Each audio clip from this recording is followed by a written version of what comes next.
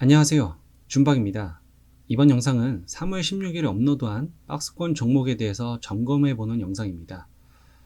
아직 그 영상을 보지 않으셨다면 박스권 종목 탐구라는 영상 꼭 한번 신청하시기 바랍니다.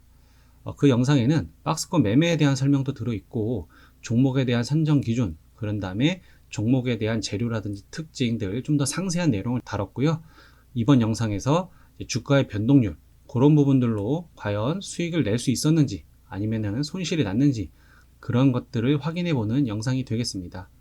본문에 들어가기 앞서 안내 말씀드립니다. 준박의 주식노트는 준박의 잘못된 매매 습관을 바로잡고 공부하는 내용을 공유하는 채널입니다.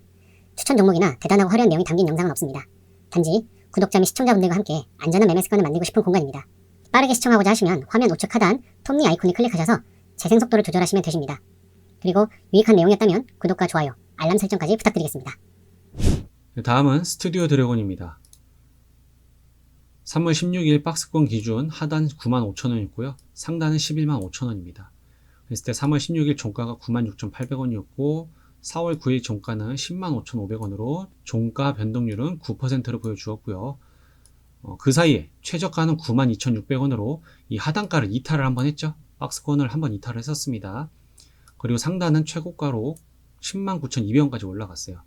박스권 상단까지는 아직 안 갔기 때문에 추가적인 상승도 우리가 노려볼 수가 있겠습니다. 그래서 그 사이의 변동률은 17.9%를 보여주었습니다. 자, 스튜디오 드래곤 3월 16일부터 4월 10일의 매매 동향입니다. 지금 이렇게 외국인과 기관만 순매수를 보여주고 있고 개인은 지금 연속 5거래를 나가고 있는 모습이에요. 자, 그랬을 때 사모펀드가 좀 많이 들어왔고요. 그런 다음에 투신이 가장 많이 들어왔죠. 이런 흐름으로 지금 기관이 주된 수급처로서 주가 상승의 원인이 되고 있는 모습입니다. 자, 스튜디오 드래곤 이제 신고가 영역으로 올라갈 수 있는 위치이기 때문에 여러분들 이거 주의 깊게 보시는 게 좋을 것 같아요. 자, 요 캔들 보이시죠? 이날이 3월 16일이었습니다. 영상이 올라간 날이고요. 이후에 며칠 안 돼서 말씀드렸던 박스권 하단가 요 95,000원 이탈을 했어요. 하지만 크게 이탈은 하진 않고 그 근처에서 있다가 이렇게 거래량이 실린 장대 양봉이 나와주면서 다시 회복을 합니다.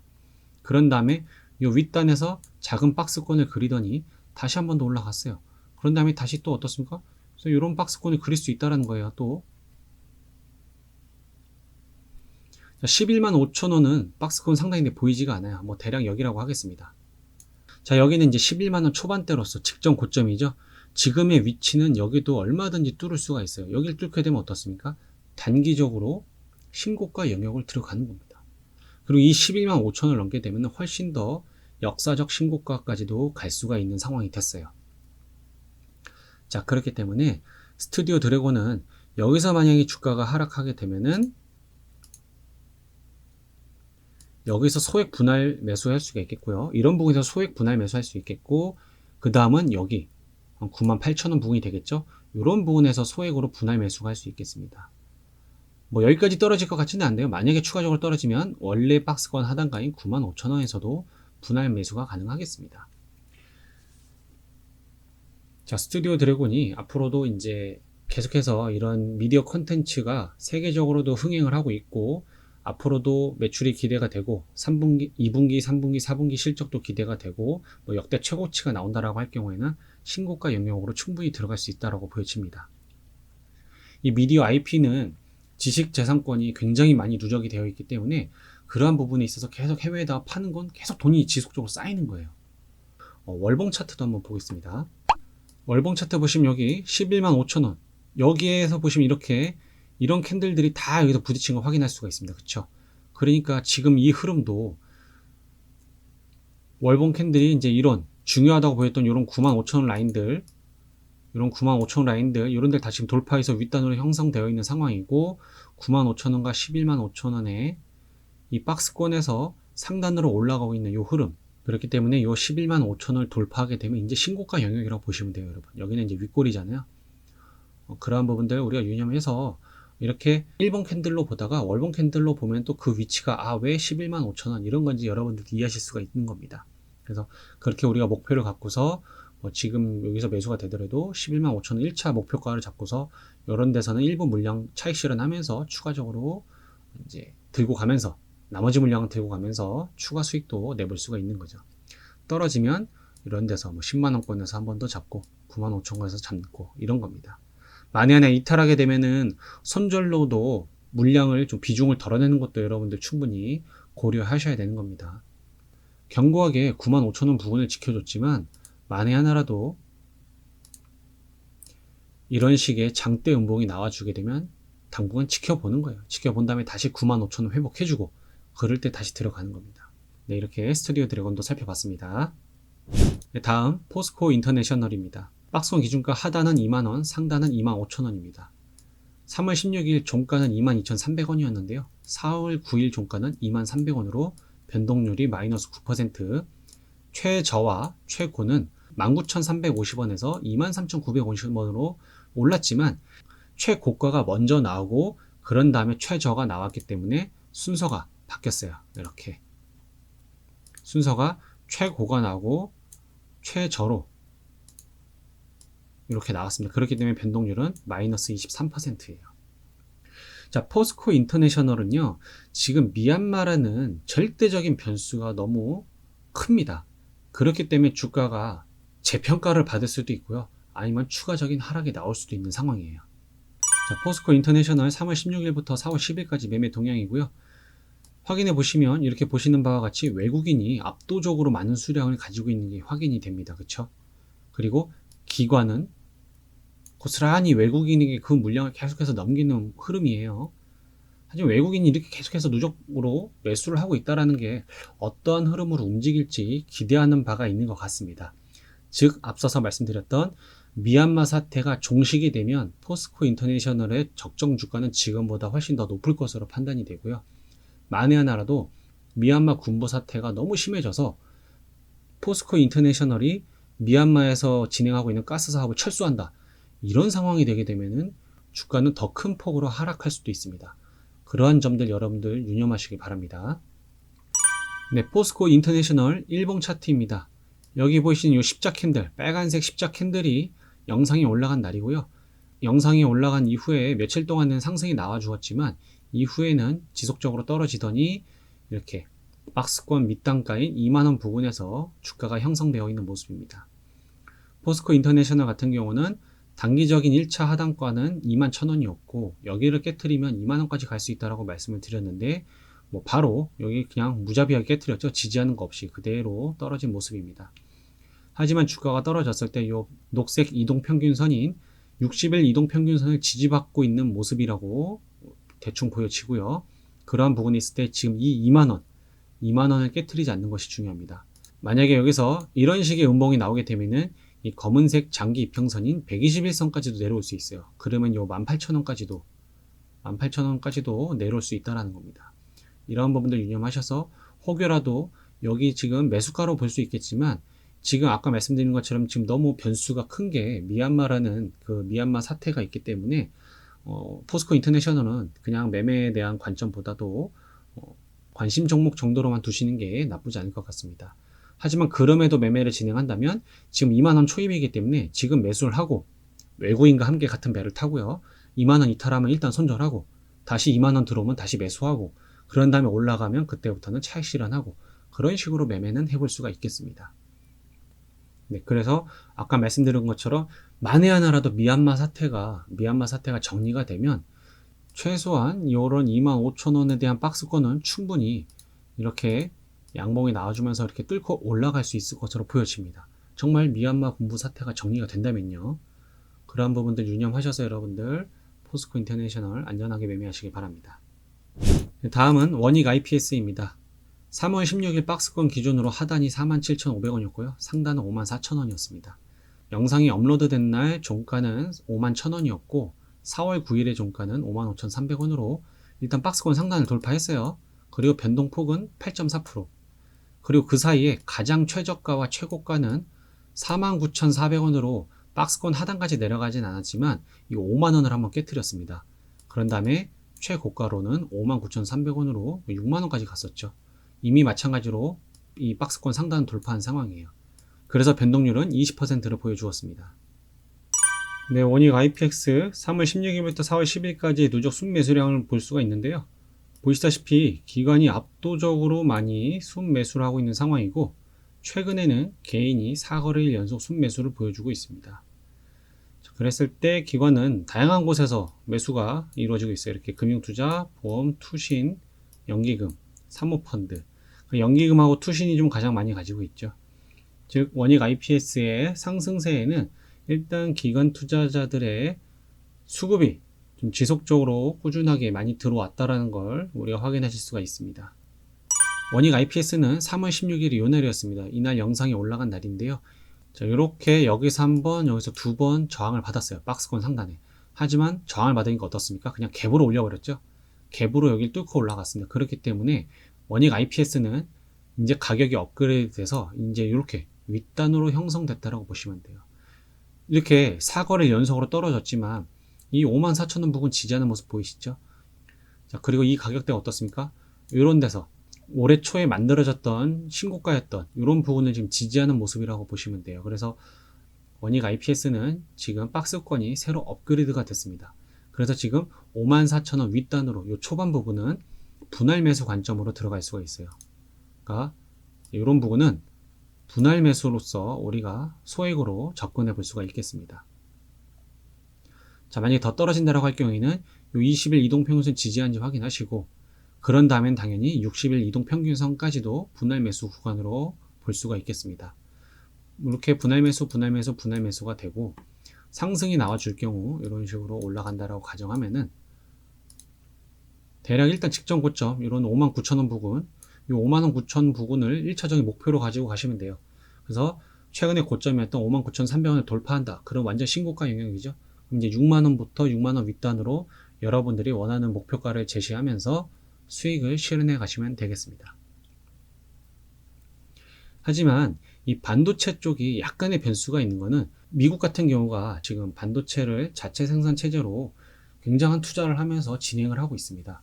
그러다 보니까 혹여라도 삼성전자나 뭐 SK 하이닉스 반도체 같은 경우 그러한 부분에 있어서 영향을 받아 주가가 하락하게 되면은 당연히 이들도 마찬가지로 하락할 수 있으니까 그러한 변수만 좀 유념하시면서 진행을 하시면 좋을 것 같습니다.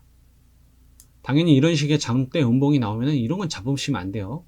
아, 이거 싸졌다라고 해서 이렇게 잡는 게 아니라 이렇게 떨어진 다음에 다시 올라갈 때, 다시 올라가서 54,000원 들어오면 아, 여기서 분할 매수 해보자. 그리고 또다시 54,000 이탈하면 아, 손절. 이렇게 기준 잡고 매매 진행하시면 되겠습니다. 다음은 SFA 반도체입니다. 3월 16일 박스권 하단은 7,200원이었고 상단은 9,700원, 영상이 올라간 날의 종가는 8,130원이었고요. 그리고 4월 9일의 종가는 8,090원입니다. 주가의 변동률은 마이너스 0.5%로 보합 수준이고요. 이 사이의 최저와 최고는 약 13.6%의 변동률을 보여주었습니다. 이 박스권 하단이 1차가, 2차가가 있었는데 거의 2차가까지 내려갔었어요. 완전 바닥까지 내려가지는 않았지만 그렇게 밑단까지 내려갔고 상단으로는 9,700원인데 거기까지는 올라가지 않았지만 그래도 이 변동률이 13%를 보여줄 만큼 높은 상승률을 보여주었습니다. 자, SFA 반도체 3월 16일부터 4월 10일에 매매 동향인데요.